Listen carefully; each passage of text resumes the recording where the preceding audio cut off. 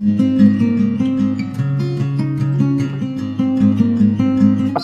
Study sir जी YouTube channel में आप सभी का स्वागत है। आज हम इस वीडियो में बात करने वाले हैं एनसीईआरटी कक्षा छठी की संस्कृत पाठ्य पुस्तक दीपकम के पंचदशः पाठः। पाठ का नाम क्या है? वृक्षाः सत्पुरुषा इवो, यानी वृक्ष सत्पुरुषों के समान होते हैं। इस पाठ के यहाँ पर हम लोग अभ्यास कार्य करने वाले हैं। इससे पहले की वीडियो में इस पाठ को हम लोगों ने पढ़ लिया है अच्छे से। यदि अभी तक आपने उस वीडियो को नहीं देखा हो तो उस वीडियो को जरूर देख लीजिए। आइए अब इस वीडियो में इस पाठ के प्रश्न उत्तरों को हम यहाँ पर करते हैं।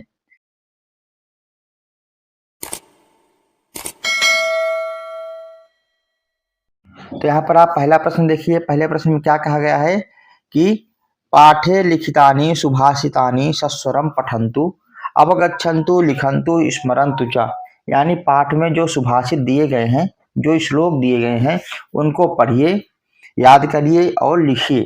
ठीक है, तो इसके लिए आपको कॉपी में कुछ लिखने की जरूरत नहीं है। अब हम बात करते हैं अगले प्रश्न की। दूसरा प्रश्न क्या है कि पाठ के आधार पर नीचे दिए गए जो प्रश्न हैं उनके जो है आपको एक पद में उत्तर देना है। एक पद का मतलब एक शब्द में आपको उत्तर देना है। तो देखिए आपका पहला प्रश्न यहाँ पर क्या है। पहला प्रश्न है वृक्षाः स्वयं कुत्र तिष्ठन्ति, पेड़ स्वयं कहाँ रहते हैं। तो इसके उत्तर में आपको क्या लिखना है? आतपे। आतप माने धूप में अथवा गर्मी में। ठीक है, अगला प्रश्न क्या है? दूसरा हमारा प्रश्न देखिए यहाँ पर, परोपकारायो काह वहंती, परोपकार के लिए कौन बहती है। तो उत्तर क्या लिखोगे यहाँ पर? उत्तर लिखोगे नद्यः। गा नंबर देख लिए। गा नंबर में क्या है? 10 वापी समः कः भवति, 10 वापी के समान कौन होता है। तो उत्तर क्या लिखोगे इसके लिए? हृदः। हृदः माने बड़ा जलाशय। अगला प्रश्न है आपका, सत्पुरुषायिवो के सन्ति, सत्पुरुषों के समान कौन है। तो उत्तर क्या लिखोगे? वृक्षाः। अंग नंबर प्रश्न है, अर्थिनः केभ्यः विमुखाः न यान्ति। उत्तर क्या लिखोगे इसके लिए?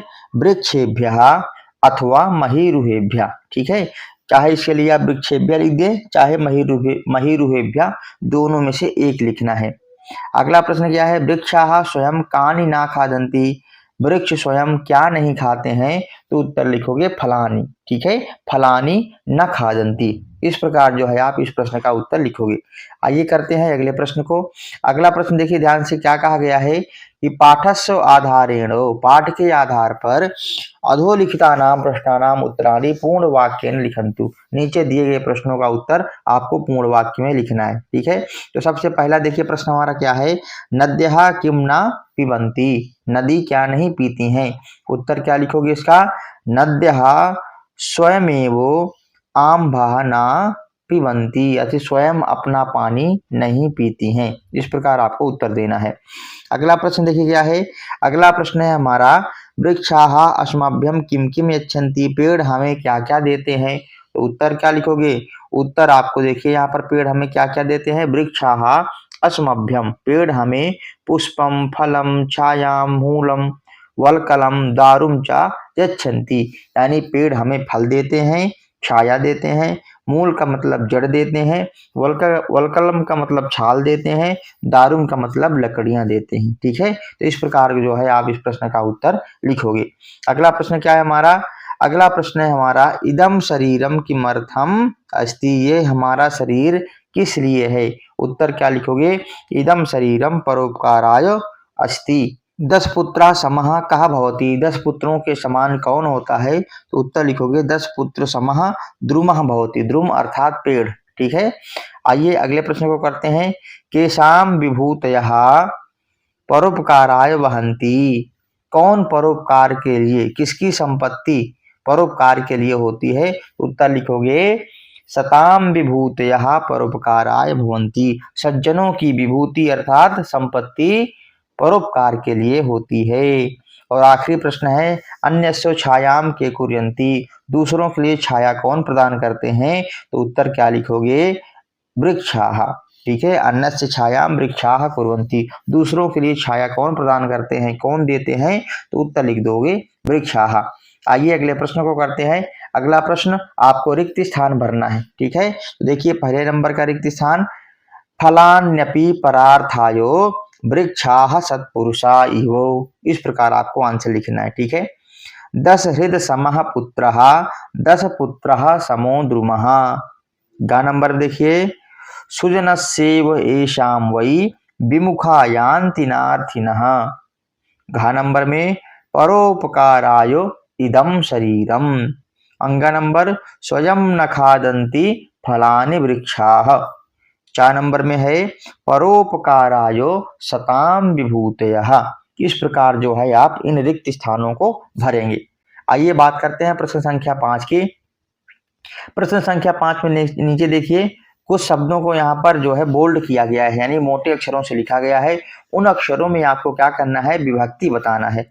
जैसे कि छायाम में कौन सी विभक्ति है, आप यहाँ पर देखिए, छायाम में कौन सी विभक्ति है, तो आप बताओगे छायाम में द्वितीया विभक्ति है। कौन सी विभक्ति है, द्वितीया विभक्ति। तो इसी प्रकार आपको फलानी, सत्पुरुषाः, द्रुमः, प्राणिभ्यः, नद्यः और संगतिम। तो यहाँ पर इन शब्दों में आपको क्या करना है, विभक्ति बताना है। तो का नंबर में देखिए, फलानी में कौन सी विभक्ति है, तो आप बताओगे फलानी में द्वितीया विभक्ति है। ठीक है।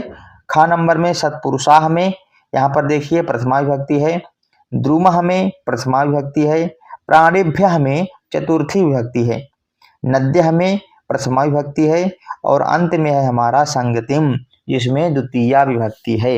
इस प्रकार जो है आप इन प्रश्नों का उत्तर अपनी कॉपी में लिखेंगे। ठीक है। आइए बात करते हैं अगले प्रश्न की। अगले प्रश्न में हमें क्या करना है, द्विवचन और बहुवचन के लिए यहाँ पर हमें रूप लिखना है। एक वचन का तो देखो नीचे दिया हुआ है, इस प्रकार रूप चलते हैं बालकः, बालकौ, बालकाः। उसी प्रकार रूप चलते हैं वृक्षः, वृक्षौ, वृक्षाः। का नंबर में मेघः, मेघौ, मेघाः। खा नंबर में हृदः, हृदौ, हृदाः। गा नंबर में सत्पुरुषः, सत्पुरुषौ, सत्पुरुषाः। ये तो हो गए हमारे पुल्लिंग के शब्द। आइए अब स्त्रीलिंगवाची शब्दों को देखते हैं। छाया देखिए, छाया, छायौ, छायाः। वापी, वाप्यौ, वाप्यः। नदी, नद्यौ, नद्यः। अब देखेंगे नपुंसक लिंग के शब्दों को। जिस प्रकार फलम, फले, फलानी फल के रूप चलते हैं, उसी प्रकार यहाँ पर शरीर के रूप चलेंगे। शरीरम, शरीरे, शरीराणि। पुष्पम, पुष्पे, पुष्पाणि। इस प्रकार जो है आप इन प्रश्नों का उत्तर लिख पाओगे। आइए बात करते हैं अगले प्रश्न की। अगले प्रश्न में हमें क्या करना है, समुचित मिलान करके कह वदति इति लिखन्तु। कौन बोल रहा है, इस प्रकार हमें लिखना है। तो आप यहाँ पे देखिए, वृक्षः, वृक्ष क्या कह रहा है, वृक्षः शुद्धम वायु ददाति। ठीक है। पेड़ क्या करता है, शुद्ध वायु देता है। गौ, गौ का काम क्या है, गाय का, गौ दुग्धम ददाति। ठीक है। पीछे ददाति लिख देना है और यहाँ पर जो शब्द लिखा गया उसको आपको चयन कर लेना है। ठीक है। सूर्य, अब बताओ सूर्य क्या करता है, सूर्य हमें प्रकाशम ददाति, प्रकाश देता है। नदी, नदी हमें क्या देती है, नदी हमें जल देती है। तो क्या लिखोगे, नदी जलम ददाति। अग्नि, अग्नि हमें क्या देती है, ताप देती है। ताप माने गर्मी। ठीक है। तो क्या लिखोगे, अग्नि ही तापम ददाति। और अंत में बचा हुआ है, शिक्षक हमें क्या देते हैं, शिक्षक हमें ज्ञान देते हैं, विद्या देते हैं। तो क्या लिखोगे, शिक्षकः विद्याम ददाति। इस प्रकार आप इसके उत्तर लिख लोगे। आइए बात करते हैं इस पाठ के आखिरी प्रश्न की। ठीक है। आखिरी प्रश्न में क्या है, क्रियापदानाम लट लकारे प्रथम पुरुषस्य रूपाणि लिखन्तु। ठीक है। यहाँ पर आपको प्रथम पुरुष के सिर्फ और सिर्फ लट लकार में रूप लिखना है। जैसे कुर्वन्ति क्या बनता है, करोति, कुरुतः, कुर्वन्ति। तिष्ठन्ति का क्या लिखोगे, तिष्ठति, तिष्ठतः, तिष्ठन्ति। फलन्ति का क्या लिखोगे, फलति, फलतः, फलन्ति। यान्ति का क्या लिखोगे, याति, यातः, यान्ति। पिबन्ति का क्या लिखोगे, पिबति, पिबतः, पिबन्ति। खादन्ति के लिए क्या लिखोगे, खादति, खादतः, खादन्ति। इस प्रकार जो है आप इन प्रश्नों का उत्तर लिखोगे। तो पूरे पाठ के आपने प्रश्नोत्तरों को देख लिया है। आशा करता हूँ ये वीडियो आप सबके लिए मददगार साबित होगी।